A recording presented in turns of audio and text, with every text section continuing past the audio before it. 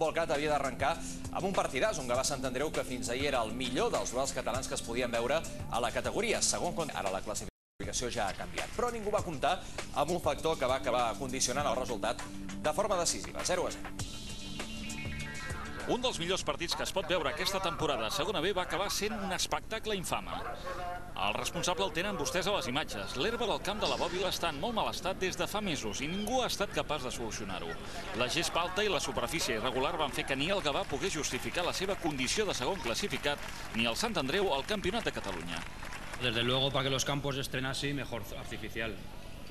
Porque si en artificial se dice que hay tanto riesgo de lesión, aquí hoy no era menos. Em diuen els tècnics que fa 13 anys que es va plantar.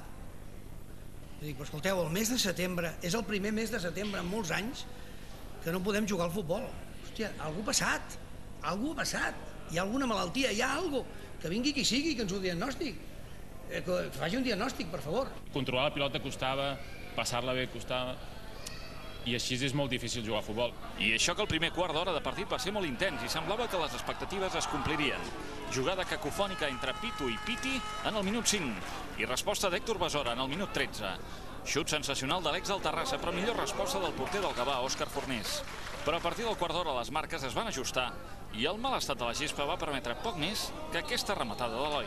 Durant una hora, el partit va ser una successió d'imprecisions. En els últims 25 minuts, però, el Sant Andreu el podria haver desnivellat. Primer, Eloi Fontanella, que sol davant Òscar, va perdonar el que no acostuma a perdonar i ja en temps afegit, un munt de jugadors quadribarrats que ho van provar de totes les maneres possibles. Però ja feia estona que el partit era de 0-0.